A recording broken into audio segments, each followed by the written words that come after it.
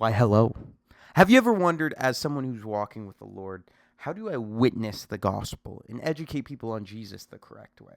If not, then that's unfortunate because I just wasted an entire video here. But if you have, you're in the right place. So today you're going to follow me on a journey to answer some of the internet's most asked questions about our man Jesus, okay? And where are we going to do this? No other than the golden place of questions about Jesus, Instagram threads, okay? I would do Twitter, but unfortunately X does not want to send me any Christian-based posts, but Threads does, so we make do with what we have. So I will see you guys on the iPad. All right, so the biggest issue we're going to see with people on the internet who have confusions about Jesus is that people just don't know what they're talking about. And not to be mean, but a lot of people just don't know things. They're pretty uninformed when it comes to information. So the issue we're going to run into is people say claims like this, like, how can a man be born in Bethlehem but is in Nazareth, spoke Aramaic and Hebrew, grew up to start a mission in the Middle East, and picked 12 disciples, and all of them have English names? Now, to the informed person, this is a dumb question, but to an uninformed person, hey, maybe there's merit to this, and they don't know what's going on. And that's where we, as followers, need to be able to answer questions and help people out. So these comment sections will probably answer a lot of it. First of all, these are just English translations of his followers' names. They did not have English names. That is a silly statement. The next is going to be, how can he speak two languages? It's pretty simple. Most other countries, people who live there speak many languages. They speak English, they speak their native tongue because they have to. So Aramaic became like the English, if you will, of the time. And Hebrew was the native tongue that he had to know. So, of course, he spoke it. And how was he born in Bethlehem but is a Nazarene? I mean, if you read the Bible, it kind of explains it. He's born, and when he's a kid, he had to flee because they were killing all the babies in Bethlehem. And if you were a baby boy, you were going to get killed, so you kind of had to go somewhere else. So, I mean, the Bible kind of explains all these things. Silly questions, but you have to be able to lovingly address these things with people and break down why they are misinformed. Let's see if we can...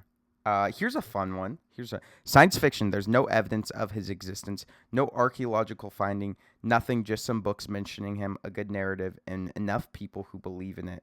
Religion is geographically based. If you're born in Italy, you're Christian. If you're born in Morocco, you're Muslim. Biggest money making and laundry machine is called religion. Okay, that laundry doesn't make any sense in that context. But unfortunately, this is a reality of most people's brains. They're like, okay, there's no evidence, there's no existence, there's nothing for Jesus, no archaeological findings. However, that's just wrong. So I'm going to let future me kind of explain this archaeological discovering right here on the screen. Hey, what's going on? Future Aaron here. Now, before I let you continue watching the video from present me, I want to talk a little bit about what this archaeological finding is. It's pronounced the Alexamenos graffito. Okay, I may pronounce that wrong, but that's what it looks like. And if you look on the screen here, this is kind of what it looks like. It looks like a child drew this, but really what we're looking at is a individual who is hung up on a cross with a donkey's head on it while someone is worshiping it, giving us the first, possibly the earliest depiction, archaeological discovery confirming Christ. As early as it gets, this was drawn on a Roman house, mocking Jesus by putting a donkey head on him. If you guys speak English, you know the A word is an insult to call someone, which means donkey. So donkey is kind of an insult. It's been an insult for a long time. And they're insulting Jesus by putting him on a cross. I will talk about it more in the video, but it's kind of crazy to others that we worship a crucified being. So this has been found, this has been discovered, and this is just one piece of archaeology. There's many more that you can look at, but here's one from a hater. So let's use that to confirm what we believe. Anyways, I'll let you guys get back to it. It's actually a mocking of Jesus. Us Christians were mocked in the early first centuries because we believed in a crucified God, which was crazy to most people because that doesn't seem like an all-powerful deity. They couldn't wrap their head around it. And people would make drawings like this, mocking Jesus, calling him a donkey who was crucified. But although they're mocking him, it is proof, archaeological evidence to say that Jesus actually existed. As far as the evidence of his existence, there's more evidence for Jesus's life than any other person on the planet within the first 15 centuries of us being around. So that's just a false claim. But this is what people believe. They were told all these things, and if you really study, most of them just aren't true. Okay. Brothers and sisters, what's the answer to this? When Satan was still an angel and there was no such thing as evil, who tempted him? This is a fun one. Okay, let's see. Lucifer isn't real. He's a metaphor for humans' capability for evil. That's why he wasn't even taught up until late. This is incorrect.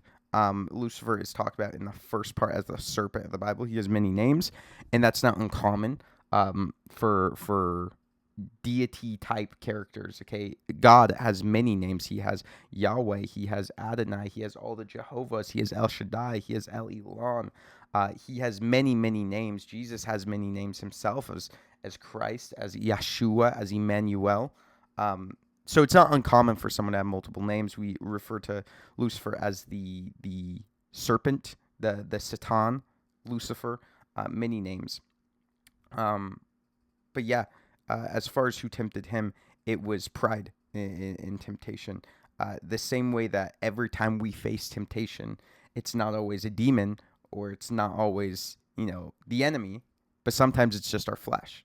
So, easy answer there. If Jesus is God, why would he cry out to God on the cross? Jesus is a myth, never existed. There's no historical evidence. We've already answered that. I don't know why that's so common on threads. Maybe it's just rage bait, but it's very unintelligent to state such things because no person who's done any sort of archaeological studying would ever agree with that statement. It'd just be unintelligent. So there's one case here for quoting the Psalms, Psalms 23. The beginning starts it with, my God, why have thou forsaken me? But we also hear Jesus say, Father, unto you I commend my spirit. So I think what's happening here is Jesus is showing us biblical submission as man should submit to God. And Paul kind of talks about this in one of the writings of man being the head of the household, wife under him, man under Christ, Christ under the Father, showing the order of submission, not saying that Christ isn't God, because Paul says that all the time, and he's not schizophrenic, but saying that when Jesus came down, he showed us submission to God as a representation. So he was submitting to God on the cross. Okay, loving your neighbor doesn't mean affirming your neighbor's sin.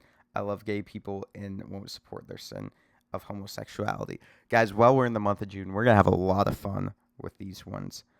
Fact check, Jesus never said anything about homosexuality.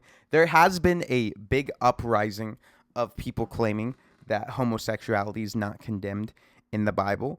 And I say this, I'm probably going to do a lot of homosexual parades and marches going to those this month for the sake of content, just speaking to those people and like kind of just showing them the love of God.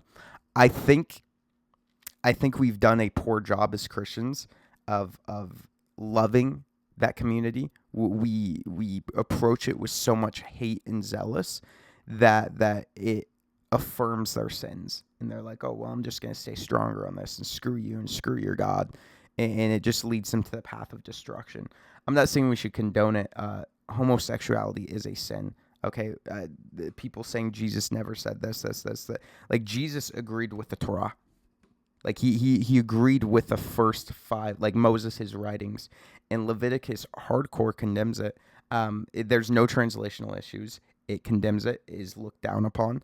It was not something to be practiced in the time. So it's wicked. It's wicked. It's an abomination in the eyes of the Lord. And that isn't to say that you're worse than everyone else if you're homosexual. Sex outside marriage is also disgraceful before the Lord. Okay, just sinning in general is disgraceful. So it's a sin like all the other ones. We shouldn't try and cover it up and say it's not a sin, but we shouldn't glamorize it. And we shouldn't also attack it like it's much worse than other things. A lot of people who hate on the homosexuals and LGBT, whatever, these people, like, they're sinning themselves. They're spreading messages of hate and doing all sorts of things. And it's like, you too are a sinner. In fact, the Bible almost condemns you more because of what you're doing. So we need to approach these people with love, but we should not validate, whatever the word is, them living in sin. So I agree with this original post. But we have some interesting comments. Who loves interesting comments? Someone saying about David and Jonathan, how close they were. He says, this is same-sex marriage according to 1 Samuel chapter 18. This is beyond incorrect. This is a great example of going into the Bible and trying to get it to fit your narrative. We have too many people trying to enter the sacred text of God and make it look like they want it to, instead of just submitting to what Scripture says. And it's not just people of the homosexual agenda. It's so many people who have their own ideologies of how life should look, and they go into scriptures looking for affirmation. If you're going to scriptures looking for affirmation, you shouldn't read scriptures, because you're just going to delude yourself into hell. Probably, maybe, hopefully not. But you should be going to scriptures to get new ideologies. Okay, let's go. We have one more here. I can't believe how many Christians I see supporting Pride Month. God is not fooled. Your God is actually Satan in disguise. He's filled with hate, just like your God. He is vengeful, just like your God. He likes war, just as your God. No compassion, no love involved. Is the God of fear, hate, and violence. Satan is your God, and it laughs at you each time you pray. I feel sorry for you when you die and find out the truth. My God is one of acceptance, love, peace, compassion, not judgmental. She is love. She is natural. I don't know who their God is, but this is again, just a very uninformed statement of like, let's break it down. Okay. He's filled with hate. God is filled with hate. You can't be filled with love and not be filled with hate. Like you can't. If I love, let's say I have a daughter, I love my daughter. I hate to see her suffer in her life to go wrong. So I can't love something without hating something that destroys the thing I love. So hate is in the character of God. It is, because you can't love and hate at the same time. Okay, it's two sides of the same coin. Anyhow, he is vengeful. Okay, God is not vengeful. He is just. Okay, there's a huge difference.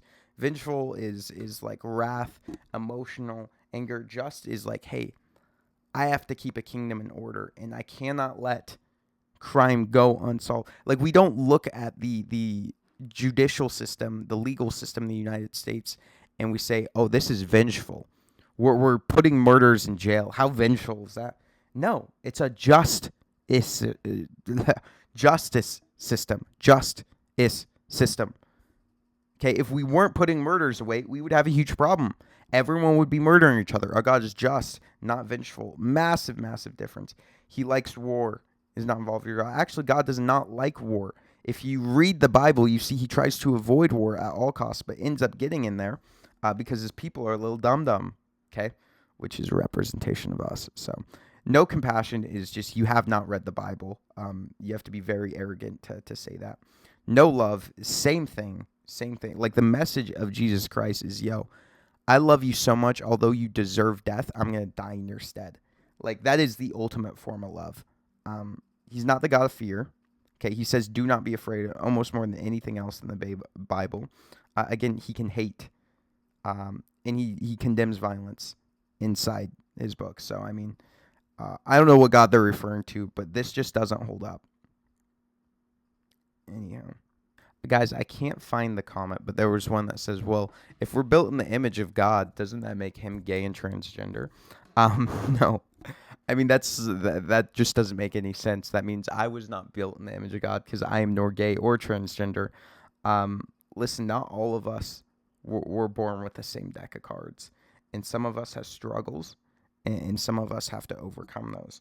Some men were born with way higher sex drives, and they have to fight the temptation of lust way harder than other men do. Some people were born with homosexuality, and they have to fight those desires, and other people don't. It's not all fair, but we all have our own battles. So I'll park it there. Anyways, fun comment sections. This is a very strange type of video. However, as Christians, you have to be able to defend and educate people on the truth. And I think we have a lot of Bible reading Christians going to church, but when it comes down to showing people and educating them, we're weak and we need more help. And that's part of living life with Jesus, is being able to show him. So I know this was a lot of theology here in this video, but it was kind of fun to make. So we'll trim it up, we'll edit this up, and we'll see what happens. But if you like content like this, let me know. We can create more. Anyhow, I'll see you guys in the next.